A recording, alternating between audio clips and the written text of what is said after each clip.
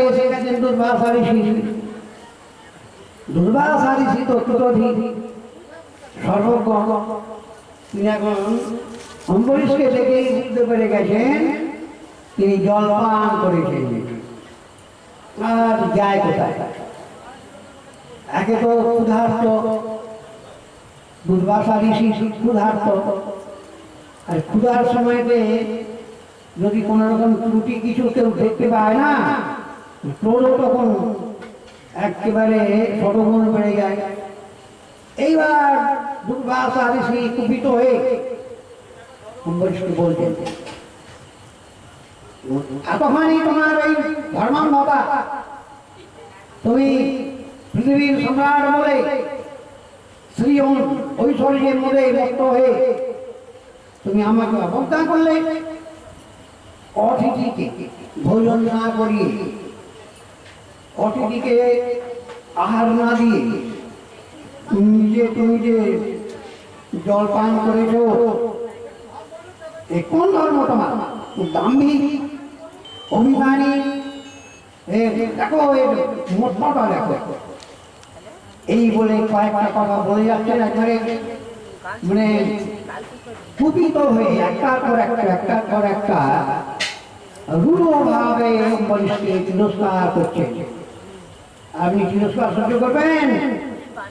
জানো আমি এখানকার অঞ্চলের মালিক, আমি কত রকম অভিমান নিয়ে মানুষ বসে আছে বর্তমান পৃথিবীতে, আর অম্বরীশ পৃথিবীর সঙ্গে আসছে। একজন ভক্তের চরিত্র কেমন হতে পারে, কি প্রকার শান্ত, কি প্রকার স্নিগ্ধ, কি প্রকার বিনয়, কি প্রকার নম্র, সেগুলো আমাদের শিক্ষা করতে হয়। কোন রকম দেখুন একটার পর একটা অপমান করছেন, তিরস্কার করছেন পৃথিবীর সম্রাট অম্বরীশ মহারাজ, হাত তোড় দাঁড়িয়ে আছেন। কেউ পারবে কি? তখন সে গর্জে উঠবে, সে ঋষি টিষি কিচ্ছু মানবে না, সাধুও মানবে না। ভক্তি বস্তুটা এইরকম যে হৃদয়ে ভক্তি থাকে সেটা নম্র হয়, অত্যন্ত দৈন্যে আরতিতে অন্তরটি পূর্ণ হয়ে থাকে। সে কখনো উদ্ধত প্রকাশ করে না, কখনো নিজেকে জাহির করতে যায় না। যেখানেই ভক্তি থাকবে, ভক্তি আসবে, ভক্তির চরিত্রটাই এরকম। সেই ভক্তিটাই মহাপ্রভু শিক্ষা দিতেছিলেন। সেটা এখন দুর্ভাগ্য মানুষের, সে ভক্তির রাস্তা কেউ হাঁটে না, ওটা ঘটে গাছ আর নেই এখনকার বর্তমান ধর্ম। ভক্তি জিনিসটাকে জানতে গেলে ভাগবত পড়তে হয়, ভাগবত শুনতে হয়। দেখুন একটার পর একটা রূঢ় ভাষায় তিরস্কার করছেন অম্বরীশ, চুপ করে হাত জোর করে অপরাধীর মতো দাঁড়িয়ে রয়েছে, কোনো কথা বলেননি। উনি তো অনেক কথা বলতে পারতেন, উত্তর দিতে পারতেন তো, যে আমি তো ভোটের কারণ করেছি, আমি কোনো কথাই বলেনি, ঋষির প্রতিবাদ কোনো করেননি, চুপ করে দাঁড়িয়ে আছে অপরাধী মতো। এবার ক্রোধ বেড়ে গেছে অম্বরীশের, দুর্বাসার ক্রোধ বাড়তে আছে। রূঢ় ভাষা বলে কি হয়ে জানে? যত আপনি রূঢ় ভাষা বলবেন, জোরে কথা বলবেন, ক্রোধ বাড়বে। এটা ক্রোধের নিয়ম। যে কোনো মানুষই জোরে জোরে কথা বলবে, রূঢ় ভাষা বলবে, তার ক্রোধ আপনি বর্ধিত থাকবে। এখন দুর্বাসা সেই রকম কুপিত হয়ে বলে, তোমাকে আমি বিনাশ করব। এই বলে জটা থেকে একটা কেশ উৎপাদন করে মাটিতে নিক্ষেপ করলেন। সঙ্গে সঙ্গে দেখুন ব্রহ্মর্ষি এই দুর্বাসা, ব্রহ্মকে যে তেজস্বী, সেই ব্রহ্মকে দ্বারা নির্মাণ করলেন কৃত্যায়, কালের মতো অনল, কালানল, একদম তীক্ষ্ণ তীব্র কালানল, অগ্নি মূর্তি, একটা রাক্ষসী। অগ্নির দ্বারা নির্মিত অগ্নিমূর্তি রাক্ষসী খড়গ নিয়ে আর দুর্বাসাকে বলতেন, প্রভু আমাকে কি করতে হবে? তোমাকে এই যে দেখতে বাম্বি কম্বরিস বিনাশ করো। দুর্বাসা প্রেরিত সেই ভয়ঙ্কর মহাকালকে ধ্বংস করে দেয়, যেন ভয়ঙ্কর কাল মূর্তি অগ্নি মূর্তি রাক্ষসী পৃথিবীকে কাঁপিয়ে একটা পর একটা পদক্ষেপ করতে করতে যাচ্ছে অম্বরীশকে বিনাশ করতে। অম্বরীশ কিন্তু কদাপি নচাল, এক পা তিনি পিছিয়ে যায়নি, দৌড়ে পালাবার চেষ্টা করেননি, চুপ করে মাথা নিচু করে দাঁড়িয়ে আছেন। আর সেই চক্র বুঝলেন, সুদর্শন চক্র, ভক্ত দেশীকে যে সুদর্শন চক্র বিনাশ করে, ভক্তকে যে চক্র রক্ষা করেন, সেই সুদর্শন চক্র তিনি পূর্ব থেকেই তো অম্বরীশের প্রাসাদে অবস্থান করছিলেন। আর সঙ্গে সঙ্গে চক্র আবির্ভূত হয়ে বলছে, রুদ্র সর্পকে যেমন বনের দাবাগ্নি দগ্ধ করে দেয় না, চারিদিকে বনে যখন আগুন জ্বলে ওঠে, সে আগুন কিন্তু নেভাতে পারে না। রুদ্র সর্পকে যেমন করে অগ্নি দগ্ধ করে দেয়, তেমনি দুর্বাসা নির্মিত প্রত্যেকে সুদর্শন চক্র তাকে দগ্ধ করে ফেলে। এবার সুদর্শন চক্র দুর্বাসার দিকে ধাবিত হচ্ছে। দুর্বাসার দিকে যাচ্ছে, এগিয়ে যাচ্ছে। দুর্বাসা এবার বিপদ দেখলেন, তার নিজের চেষ্টা সম্পূর্ণ ব্যর্থ হয়েছে। অম্বরীশকে নাশ করতে গিয়ে চক্র এসে তার নির্মিত কৃত্যাকে শোষণ করে নিয়েছে। এবার দুর্বাসার দিকে যখন যাচ্ছে গিয়ে মহাভয়ে প্রাণ রক্ষার জন্য দুর্বাসা পালাতে শুরু করলেন। সুমেরু পর্বতের গুহায় চলে গেলেন। কিন্তু যোগেশ্বর কিনা মানুষের মতো ছুটছে না, এই যোগ শক্তি সম্পন্ন ঋষি দৌড়ে একবার চলে গেছেন সুমেরু পর্বতের গুহায়। সেখানেও চক্র পৌঁছে গেছে। চক্র দুর্বার দিকে যাচ্ছে, দুর্বাসার দিকে চক্র অব্যাহত দিকে যাচ্ছে। ভগবানের চক্র চক্র ছুটছে কেন না, ভক্ত দেশকে বিনাশ করবে চক্রের প্রতিজ্ঞা। সে ঋষি হোক আর সাধু হোক, সন্ন্যাসী হোক, সে মানবে। ভক্ত দেশই, এই জন্য ভক্তিকে আপনারা চিনতে শিখুন। ভক্তি শিক্ষা মহাপ্রভু দিয়ে গেছে। আচার আশ্রয় করে আছে মানুষ, ধর্ম আশ্রয় করে আছে মানুষ অনেকে, কিন্তু ভক্তিকে আশ্রয় করে না, ভগবানকে আশ্রয় করে না। এই শিক্ষাটা মহাপ্রভু বহুবার বহুজনকে দিয়ে গেছে। শিক্ষা ভগবানের শিক্ষা যিনি মানে জন্মে জন্মে দুঃখ পায় সেই সব জনে। আপনি যতই আচার পালন করুন, ধর্ম পালন করুন, দুঃখ থেকে আপনাকে বাঁচাতে পারবেন না, রক্ষা করতে পারবেন না, দুঃখ নিতেই হবে। ভক্তি আর ভগবান আর ভক্ত, ভক্তি যার হৃদয়ে থাকে তাকে ভক্ত বলে। এই কথাটা বুঝতে শিখুন। ভাগবতে দিয়েছেন এই চরিত্র। অম্বরীশের দেখুন, অম্বরীশকে বিনাশ করতে গিয়ে দুর্বাসা দেখুন কি দুর্গতি। সে ছুটে স্বর্গে চলে গেছে। স্বর্গবাসী দেবতা মনে বলছেন আমরা রক্ষা করতে পারবো না ঋষিগণ। এবার স্বর্গ থেকে সত্যলোকে দেখুন হায়া করছে সব দেবতারা, আর সেই প্রাণ রক্ষার জন্য দৌড় হচ্ছে একজন ঋষি। সাধারণ মানুষের কি অবস্থা হতে থাকে।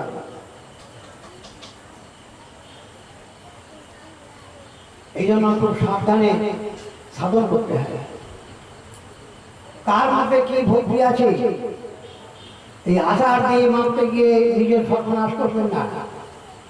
ভক্তি বস্তুটা সম্পূর্ণ ভিন্ন। আচার এবং ধর্মের মনে করে এই ভক্তি ভগবানকে আশ্রয় করা, ভগবানকে সর্বতভাবে সমর্পণ করা নিজেকে, তাকে ভক্তি বলে।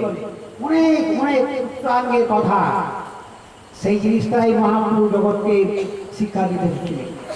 অম্বরীশ মহারাজার দেখুন বিনাশ করতে গিয়ে দুর্বাসার অবস্থা, চলে গেলেন একেবারে সত্যলোকে। সত্যলোকে ব্রহ্মাকে বলতেন শীঘ্রই আমাকে রক্ষা করুন পিতামহ, চক্র আমাকে ভয়ঙ্কর করতে তাপ দিচ্ছে। তখন দুর্বাসাকে ব্রহ্মা বলছেন বৎস তুমি আর এখানে অপেক্ষা করবে না, ভগবানের চক্র থেকে রক্ষা করতে পারে এই ব্রহ্মাণ্ডে কোনো শক্তি নেই। তুমি এখানে বেশিক্ষণ থাকলে চক্র কিন্তু আমাকেও ছাড়বে না। তোমাকে আশ্রয় দিলে, যেমন পুলিশ যাকে আশ্রয় দেয় না চোরকে, পুলিশ তাকেও ধরে। যদি চোরকে আপনি আশ্রয় দিয়েছেন, পুলিশ আপনাকেও ধরবে, এরকম হয় না? ঠিক সেই রকম ব্রহ্মা বলছেন শীঘ্রই পালান আপনি, সত্যলোক আমাকে ঠাই করে ছেড়ে দেবে। ভগবান শ্রীহরির অধীন সবাই এই শিক্ষাটা আগে শিখুন, তারপরে অন্য কথা শিখবে। সমস্ত বিশ্ব জগৎ ভগবানের অধীন, তাঁরই পূজা, তাঁরই আশ্রয়, তাকে আশ্রয় করা হচ্ছে ভক্তি। এবার ফিরে গেলেন কোথায়? সত্যলোক থেকে চলে গেলেন কৈলাসে মহাদেবের কাছে। মহাদেবকে গিয়ে বলবেন হে প্রভু আমাকে রক্ষা করো, আমাকে রক্ষা করো। একটু আগে বসো, আগে বসো, একটু আগে বসো, আগে বসো, পেছনে লোক বসতে আছে, আগে বসো, আগে যাবি না আমি এই তোমরা আগে চলো, অনেক জায়গা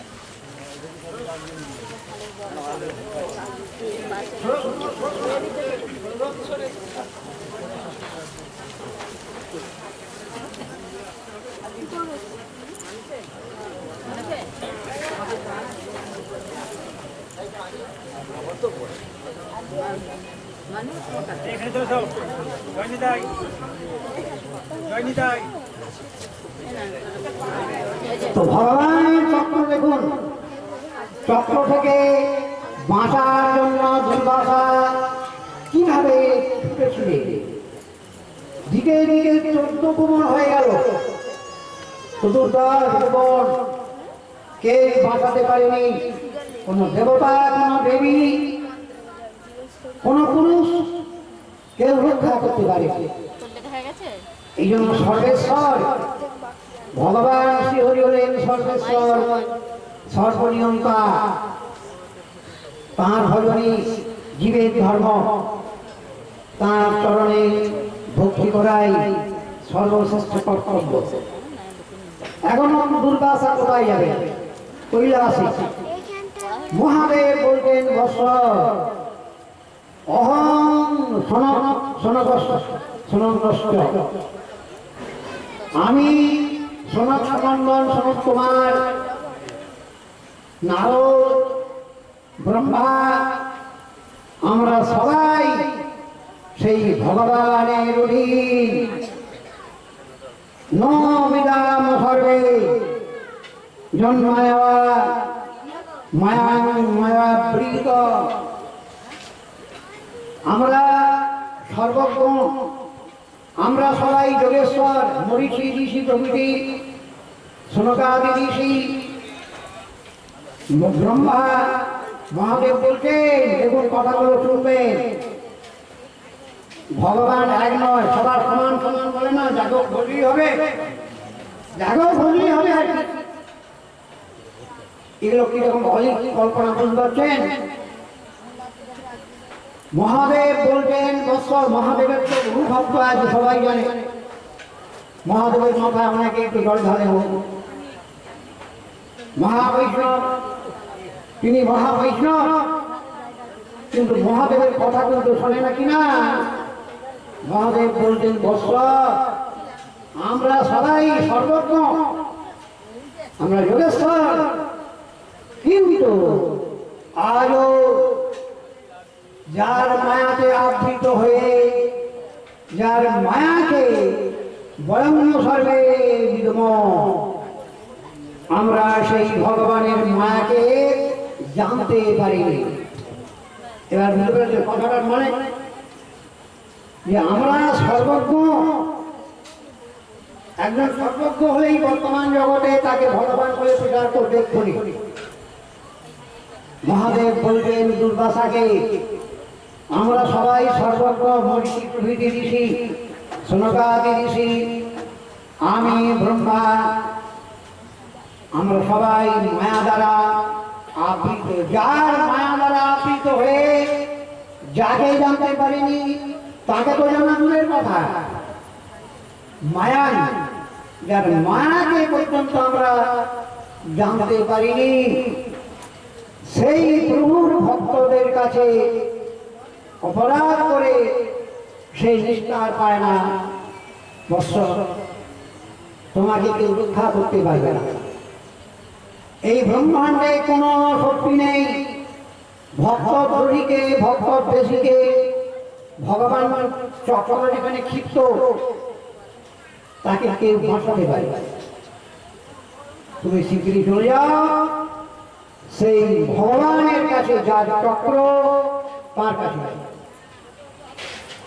তুমি আর দেরি করো না, তিনি কৃপা করলে তবে তুমি রক্ষিত হবে, নতুবা কেউ রক্ষা করতে পারবে। এই যে সর্বেশ্বরত্ব ভগবানের সেই কথা ব্রহ্মাকে ব্রহ্মা বলেছিলেন, যেমন মহাদেব ঠিক তেমনি বললেন দুর্বাসাকে, দেরি করো না, যাও।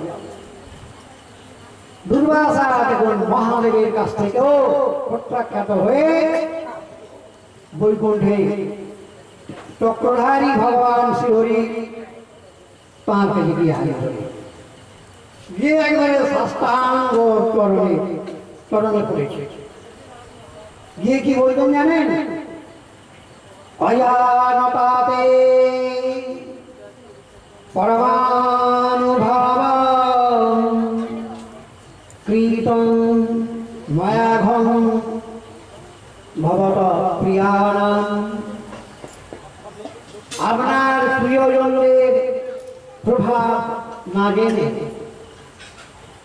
আমি মহা অপরাধ করেছি। অজানতা তে প্রিয়ানাং, তোমার প্রিয় ভক্তগণের, ভক্তগণের কাছে তোমার প্রিয় ভক্তগণের মহাপ্রভাব, তাদের অচিন্ত্য প্রভাব, অলৌকিক প্রভাব, অলৌকিক শক্তি না জেনে কীর্তন মায়াঘন আমি অপরাধ করেছি, আমাকে ক্ষমা করো। প্রভু, আমি তো তোমার চরণ ধরেছি, এখন তো না করতে পারবে না। তোমার নাম উচ্চারণ করলে নারকী জীব পর্যন্ত মুক্ত হয়ে যায় নাম উচ্চারণ মাত্রই, আর আমি সাক্ষাৎ তোমার চরণ ধরেছি। অতএব আমার এই অপরাধকে শান্তি করো, আমার দুঃখ থেকে আমাকে মুক্ত করো, তুমি আমাকে কৃপা করো। এইভাবে দুর্বাসা ঋষি ভগবান শ্রীহরির চরণ ধরে বিনয় করছে। এবার ভগবান কি বলেছিলেন, ভগবানের চরিত্র এখানে আমরা জানতে পারবো। ভগবানের আমরা যে ফুলদল দিচ্ছি কাকে, সে কিরকম, তার চরিত্র কিরকম, তার স্বভাব কেমন। ভগবান দুর্বাসা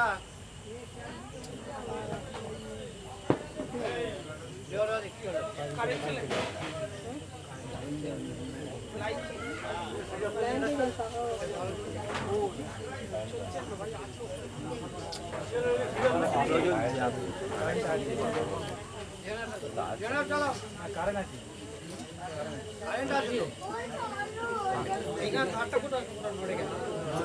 না না সব লাইন উঠে গেছে।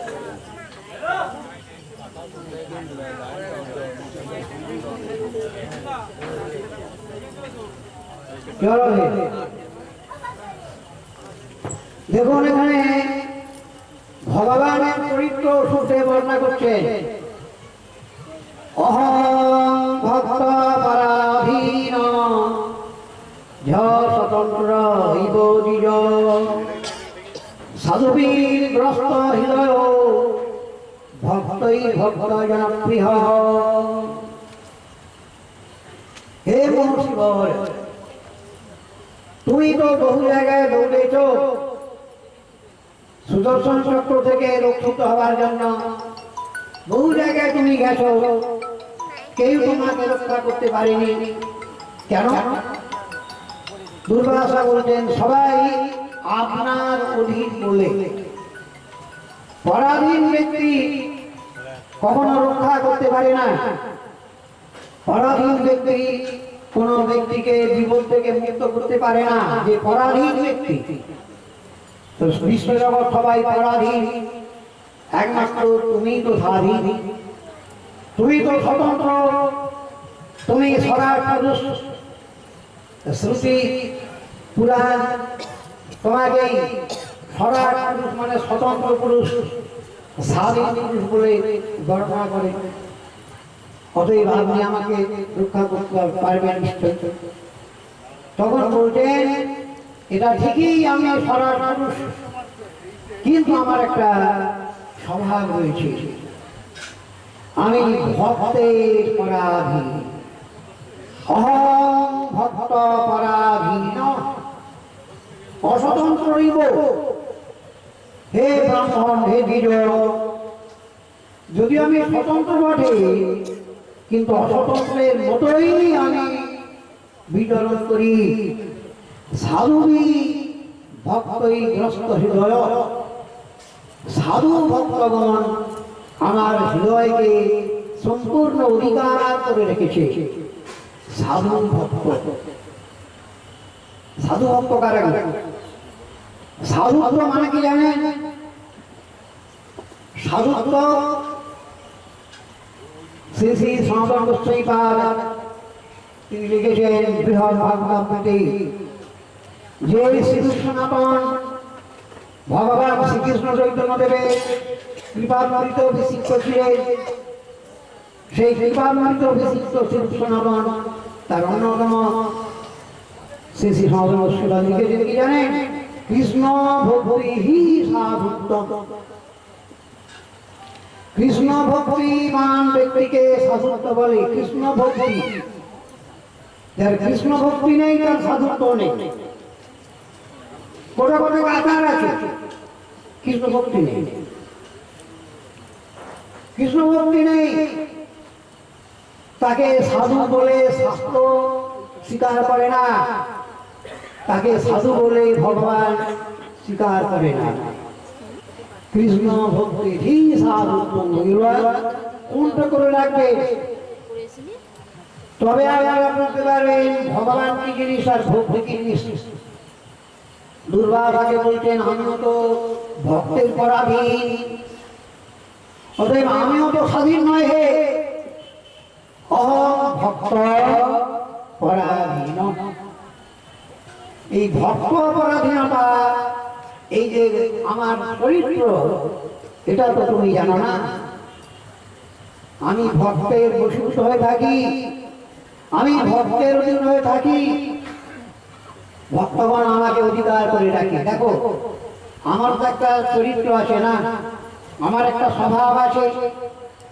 নাহাম আশাসে মধুভক্তই সাধুবীর বিনা শ্রিয়তত্ত্বন্তিকি ব্রহ্মণ যেসাং গতিরহং করা। দেখুন ভগবানের কথাগুলো শুনতে হবে, তবে ভগবানকে বুঝতে পারবে। মন্দিরে তো বসে আছেন, বুঝতে পারবেন না, প্রণাম করে চলে যাবেন আপনি। পুজো হয়ে গেছে, ফুল ফুল দিয়ে দিয়েছি। এখানে বলছেন দুর্বাসাকে, আমার চরিত্র তুমি জানো না ব্রহ্মর্ষি। আমি আমার নিজেকেও আমি ভালোবাসি না, আত্মান আশাসী। আমি আমার আত্মাকেও তত ভালোবাসি না। আত্মন্তিকে সৃজন চৌপি, আত্মন্তিকে স্ত্রী লক্ষ্মী দেবীকেও আমি ভালোবাসি না। দেশান ব্রহ্ম পরাগতি, হে ব্রহ্ম আমি যাদের শ্রেষ্ঠ গতি। এখন মানুষ তো টাকাকেই শ্রেষ্ঠ গতি করে রেখেছে, কিন্তু ভগবান বলছেন দুর্বাসাকে, এই কথাগুলো মন দিয়ে শুনবেন। ফোনে কথা বলবেন না বাবা, জোরালে।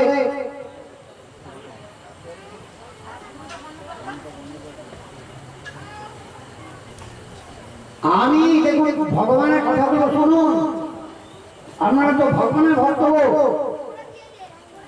ভগবান বলছেন আমি যাদের একমাত্র গতি, আমি যে ভক্তের একমাত্র গতি, আমাকে যে ভক্তগণ একমাত্র সর্বস্ব রূপে আশ্রয় করেছেন, আমি যাদের পরাগতি, সেই ভক্তগণ ব্যতীত আমি নিজেকেও ভালোবাসি না, আর আত্মন্তিক লক্ষ্মী দেবীকেও ভালোবাসি না। এটা তো তুমি জানো না, আমাকে জানো তুমি, এইভাবে তো আমাকে জানো না। শোনো, এটা আমার দোষ নয়। যদি বলো এটা তোমার পক্ষপাতিত্ব নয়, পক্ষপাতিত্ব আমি কি পক্ষপাতিত্ব নয়। দেখো ভক্তগণ কাদেরকে আমি এইভাবে অধীন হয়ে থাকি জানো? এই যে অম্বরীশের কথা যদি তুমি ধরো, সে তো প্রাসাদে বাস করে, কিন্তু পৃথিবীর মানুষের মতো বাস করে না। পৃথিবীর মানুষ বিবাহ করার পরে কে কি করে সে তো পৃথিবীর মানুষ সবাই জানে, কিন্তু অম্বরীশ মহারাজা কি করে জানো? সেটা বলতে নামটা বলেনি।